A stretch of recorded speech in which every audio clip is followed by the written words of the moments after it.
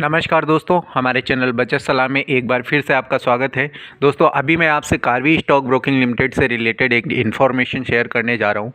जैसा कि आप लोगों को पता है कि कारवी स्टॉक ब्रोकिंग को एनएससी और बीएससी की तरफ से 23 नवंबर को डिफ़ॉल्टर घोषित किया गया था और उसके बाद में इनके ऊपर डिपॉजिटरीज ने भी एक्शन लेना स्टार्ट कर दिया था। सीडीएसएल ने इनके ऊपर जो एक्शन लिया था एक्चुअल में उसमें 11 तारीख तक का समय दिया था कि जो भी डीमेट अकाउंट कारवी के अंदर हैं और वो सीडीएसएल डिपॉजिटरी के साथ में अटैच हैं, तो उसका कोई भी शेयर ट्रांसफ़र या कोई भी अथॉरिटी 11 दिसंबर तक ही कारवी के पास में रहेगी। यानी कि 11 दिसंबर तक कारवी अपने ऑफिस से सीडीएसएल अटैच अकाउंट के शेयर ट्रांसफ़र कर सकता है।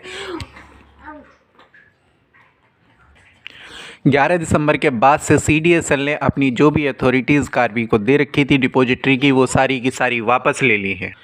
तो यदि आपने डीआईएस स्लिप सबमिट करके या क्लोजर कम ट्रांसफ़र का फॉर्म सबमिट करके सीडीएसएल अटैच अकाउंट के शेयर ट्रांसफ़र करा लिए हैं तो बहुत ही अच्छी बात है फ्रेंड्स। और यदि नहीं करा पाए हैं तो इस वीडियो में मैं आपको ये बताऊंगा कि अब आप अपने शेयर को कैसे अपने नए डीमेट अकाउंट में ट्रांसफ़र करा सकते हैं। यहाँ पर एक लेटेस्ट अपडेट ये है कि एनएसडीएल ने भी कारवी के ऊपर एक्शन ले लिया है और एनएसडीएल ने 31 दिसंबर तक का समय दिया है कारवी को कि एनएसडीएल अटैच जो भी डीमेट अकाउंट हैं उनके शेयर कारवी अपने ऑफिस से 31 दिसंबर तक ट्रांसफ़र कर सकता है और उसके बाद में एनएसडीएल की भी डिपॉजिटरी सर्विसेज कारवी से वापस ले ली जाएंगी फ्रेंड्स। तो यदि आपका एनएसडीएल अटैच डीमेट अकाउंट कारवी के पास में है तो आप 31 दिसंबर तक अपनी डीआईएस स्लिप सबमिट करके या क्लोजर कम ट्रांसफ़र का फॉर्म सबमिट करके अपने शेयर को नए डीमेट अकाउंट में ट्रांसफ़र करा सकते हैं। यदि आप ब्रांच में जा रहे हैं, क्लोजर कम ट्रांसफ़र का फॉर्म सबमिट कर रहे हैं, तो उसके साथ में आपको अपने नए डीमेट अकाउंट का क्लाइंट मास्टर लिस्ट जो होता है वो भी अटैच करना होता है। यानी कि वहाँ पर आपको 2 पेपर देने होंगे। एक एनएसडीएल का क्लोजर कम ट्रांसफ़र का फॉर्म आप ब्रांच से लेंगे, वो उसको आप फिलअप करेंगे और उसके अलावा अपने नए डीमेट अकाउंट का क्लाइंट मास्टर लिस्ट उसके साथ में अटैच करेंगे तो 31 दिसंबर तक कारवी आपके शेयर ट्रांसफ़र कर सकता है। और यदि आप 31 दिसंबर तक अपने शेयर नहीं ट्रांसफ़र करा पाते हैं या फिर सीडीएसएल में आपने 11 तारीख तक अपने जो भी स्टॉक्स थे वो नहीं ट्रांसफ़र करा पाए हैं, तो उसके लिए सोल्यूशन ये है फ्रेंड्स कि आज की डेट में काफ़ी सारी चीज़ें डिजिटल हो चुकी हैं और जिसके अंदर डिपॉजिटरीज़ की तरफ से भी आपको मेल आता है और मेल के जो आपकी रजिस्टर्ड मेल आईडी होगी आपके डीमेट अकाउंट में, उसके ऊपर जो मेल आएगा उसके अंदर उसमें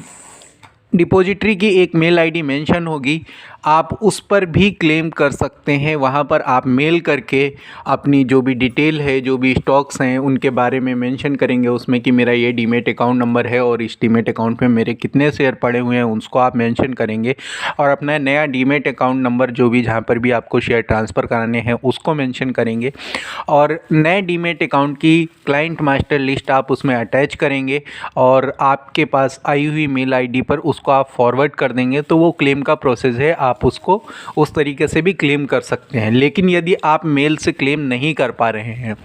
तो उसके लिए आपके पास एक और ऑप्शन है कि सीडीएसएल या एनएसडीएल जो डिपॉजिटरी हैं इनके रीजनल ऑफिस हैं, ऑलमोस्ट हर लोकेशन में अवेलेबल है। आप इनके ऑफिस में विज़िट कर सकते हैं और वहाँ पर जा कर के आप अपने 3 डॉक्यूमेंट सबमिट करके आप अपने जो शेयर हैं उसको नए अकाउंट में ट्रांसफ़र करा सकते हैं। इसके अंदर आपको आपका एक पैन कार्ड की फ़ोटोकॉपी लेकर के जाना होता है और उसके अलावा आपका जो डीमेट अकाउंट है उसके अंदर आपके कितने शेयर हैं इसके लिए आपको एक एप्लीकेशन लिखना होता है डिपॉजिटरी को कि मेरे इस डीमेट अकाउंट कारवी के साथ जो डीमेट अकाउंट है उसके अंदर मेरे इतने शेयर पड़े हुए हैं और इनको नए डीमेट अकाउंट में ट्रांसफ़र कर दिया जाए। तो ये एप्लीकेशन के साथ में आप अपने नए डीमेट अकाउंट की क्लाइंट मास्टर लिस्ट अटैच करेंगे। यानी कि 3 डॉक्यूमेंट हुए आपके, एक आपका पैन कार्ड, एक आपका एप्लीकेशन और तीसरा आपका क्लाइंट मास्टर लिस्ट। ये 3 चीज़ें आप डिपॉजिटरी के ऑफिस में सबमिट करेंगे और डिपॉजिटरी अपने एंड से फिर उस शेयर को आपके नए डीमेट अकाउंट में ट्रांसफ़र करेगा। हालांकि ये आप एनएसडीएल या सीडीएसएल दोनों के लिए अप्लाई कर सकते हैं, बट एनएसडीएल के लिए अभी भी आपके पास ऑप्शन है कि आप कारवी के ऑफिस जाकर के भी अपनी डीआईएस स्लिप या क्लोजर कम ट्रांसफ़र के थ्रू सबमिट करके उनको ट्रांसफ़र करा सकते हैं। यदि आपको नहीं समझ आ रहा है कि मेरा डीमेट अकाउंट सीडीएसएल में है या एनएसडीएल में है तो मैं आपको एक बहुत ही इजी वे बता रहा हूं जिसके थ्रू आप ये जान सकते हैं कि आपका जो डीमेट अकाउंट है वो किस डिपॉजिटरी के साथ में अटैच है। तो आपका जो डीमेट अकाउंट नंबर होता है उसके अंदर दो चीज़ें होती हैं, एक आपका डीपी आईडी होता है और दूसरा आपका क्लाइंट आईडी होता है फ्रेंड्स। तो जो डीपी आईडी होता है वो सीडीएसएल या एनएसडीएल का होता है, जो आपके डीमेट अकाउंट नंबर में पहले मेंशन होता है, यानी कि पहले आपका डीपी आईडी मेंशन होता है, फिर आपका क्लाइंट आईडी मेंशन होता है। तो यदि आपका डीमेट अकाउंट जो नंबर है वो नंबर से स्टार्ट हो रहा है, यानी कि एग्जांपल लेते हैं 1 2 3 4 से स्टार्ट हो रहा है, तो वो CDSL attach demat account number है आपका। और यदि आपका डीमेट अकाउंट नंबर IN से स्टार्ट हो रहा है, यानी कि अल्फ़ाबेटिकल स्टार्ट हो रहा है, तो वो आपका NSDL अटैच अकाउंट है, क्योंकि NSDL के जितने भी डीमेट अकाउंट नंबर होते हैं या जो भी DPID होते हैं वो IN से स्टार्ट होते हैं। तो इस तरह से आप पहचान सकते हैं कि आपका जो डीमेट अकाउंट नंबर है, आपका जो DPID है वो CDSL है या NSDL है। अदरवाइज़ आप अपनी ब्रांच में जाकर के भी उसको चेक करा सकते हैं, कार्वी के ऑफिस में जाकर के उसके बारे में पता कर सकते हैं, और CDSL या NSDL के क्लोज़र फॉर्म आप प्राप्त कर सकते हैं वहाँ से। अब बात करते हैं दोस्त, आपका जो पूल अकाउंट में शेयर पड़े हुए हैं या जो पे आउट्स पड़े हुए हैं उनकी। पूल अकाउंट में जो शेयर हैं आपके कार्वी में, या जो आपके पे आउट फंसे हुए हैं अभी भी कार्वी के अंदर, तो उसके लिए सबसे पहली चीज़ तो ये है कि कार्वी अभी भी स्टिल ये बोल रहा है कि हम अपने कस्टमर का जो भी पे आउट है, जो भी फंड है, वो सारा रिलीज़ करेंगे। मीडिया के अनुसार अभी इनके ऊपर 600 करोड़ के आसपास के ऑब्लिगेशन बच रहे हैं, तो मेरे ख्याल से इनको कर भी देना चाहिए। अगर पर्सनली मैं बात करूं, मैं क्या सोचता हूं, तो मेरे ख्याल से इनको ये ऑब्लिगेशन क्लियर कर देना चाहिए। रीज़न ये है फ्रेंड्स कि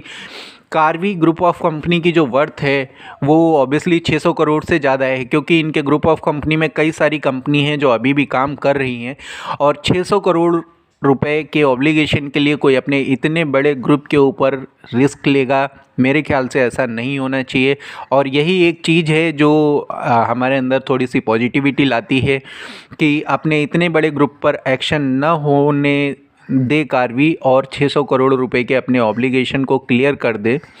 क्योंकि यदि ये 600 करोड़ रुपए के ऑब्लिगेशन क्लियर नहीं करते हैं तो उस सिचुएशन में इनके ग्रुप के ऊपर भी एक्शन हो सकता है, और जो भी प्रॉपर्टीज़ वगैरह होती हैं उनको अटैच करता है गवर्नमेंट, और उसके बाद में फिर रिकवरी का प्रोसेस स्टार्ट करता है और फिर कस्टमर के फंड को वापस करता है। तो कुल मिलाकर के मेरे कहने का मतलब ये है फ्रेंड्स कि अगर कार्वी अपने इतने बड़े ग्रुप के ऊपर एक्शन नहीं होने देना चाहता है तो उसको 600 करोड़ रुपए के ऑब्लिगेशन क्लियर कर देना ही बेटर वे है। और अगर ये 600 करोड़ के ऑब्लिगेशन क्लियर हो जाते हैं तो आपके जो भी पूल अकाउंट के शेयर हैं, पूल अकाउंट में फंसे हुए जो शेयर हैं, वो ऑटोमेटिकली आपके DP में आ जाएंगे, और आप उनके लिए नए अकाउंट में ट्रांसफ़र कराने के लिए दोबारा से फिर से डिपॉजिटरी को एप्लीकेशन देंगे, तो वो आपके जो भी शेयर्स होंगे वो आपके नए डीमेट अकाउंट के अंदर ट्रांसफ़र हो जाएंगे। तरीका सेम होगा, यानी कि आपको फिर से जाकर के डिपॉजिटरी के पास में अपना पैन कार्ड और एक एप्लीकेशन और उसके साथ में नए डीमेट अकाउंट का CML लगाना होगा, और ऑब्लिगेशन क्लियर होने के बाद जो DPID में शेयर आए हैं वो आपके नए डीमेट अकाउंट में डिपॉजिटरी के थ्रू ट्रांसफ़र हो जाएंगे। और जो पे आउट्स आपके कार्वी के पास फंसे हुए हैं, अगर ये अपने ऑब्लिगेशन क्लियर करते हैं तो वो पे आउट्स आपके अकाउंट में रिसीव हो जाएंगे। जैसे कि पीछे इन्होंने अक्टूबर नवंबर में कई सारे छोटे छोटे पे आउट्स रिलीज़ किए थे, तो वो कस्टमर्स के डायरेक्ट अकाउंट में रिसीव हुए थे। और यदि ये अपने ऑब्लिगेशन क्लियर करने में असफल रहते हैं तो उस सिचुएशन में फिर सेबी एक्शन लेगा, और सेबी, जैसा कि मैंने आपको बताया कि सेबी के एक्शन के अंतर्गत क्या होता है कि सेबी फिर जो भी प्रॉपर्टीज़ या जो भी एसेट्स होते हैं कंपनी के उनको अटैच करता है, और अटैच करके जो भी फंड रेज करती है सेबी, उसके उस पैसे से कस्टमर की एप्लीकेशन लेती है और एप्लीकेशन लेकर के उनके पे आउट्स वापस करती है। इसमें एक नियम है, नियम ये है कि NSE के अंदर यदि आपका कोई भी पे आउट है तो वो 25 लाख रुपए तक की रिकवरी हो जाती है। आपकी 25 लाख रुपए तक के जो पे आउट्स होते हैं वो वापस हो जाते हैं, यानी कि आपको। और BSE के अंदर यदि आपका कोई पेमेंट फंसा हुआ है तो उसके 15 लाख रुपए तक की जो होती है एक्सचेंज की तरफ से गारंटी होती है कि वो 15 लाख रुपए तक के पे आउट आपको वापस कर देते हैं। और पूल अकाउंट के शेयर यदि ये अपने ऑब्लिगेशन क्लियर करने में असफल होते हैं तो पूल अकाउंट के शेयर के लिए जब एक्सचेंज आपसे एप्लीकेशन लेता है तो उस एप्लीकेशन को वेरीफाई करता है। वेरीफाई करने के बाद में जो भी पूल अकाउंट के शेयर्स होते हैं उनको आपको एक्सचेंज की तरफ से ट्रांसफ़र कर दिया जाता है फ्रेंड्स। तो यहाँ पर कुल मिलाकर के ये है, निवेशकों को परेशान होने की ज़रूरत नहीं है। अगर कार्वी जनवरी तक बोल रहा है कि हम अपने फंड्स क्लियर कर देंगे, इन्होंने बोला था कि हमने एक अपनी कंपनी कार्वी डाटा मैनेजमेंट को सेल किया है। कार्वी डाटा मैनेजमेंट को सेल करने से इनके पास जो फंडिंग आनी थी वो अभी तक नहीं आ पाई है। ऑल्दो अभी मुझे जो पता चला है उस हिसाब से इनके पास वो फंडिंग दिसंबर एंड तक आएगी, और दिसंबर एंड तक फंडिंग आने के बाद ये जनवरी में अपने जो भी ऑब्लिगेशन है उनको क्लियर कर देंगे। तो बहुत अच्छी बात है, अगर ये क्लियर कर देते हैं तो कस्टमर कार्वी की तरफ से ही अपने सारे पे आउट्स या जो भी स्टॉक्स हैं वो रिलीज़ करा सकते हैं, और कार्वी भी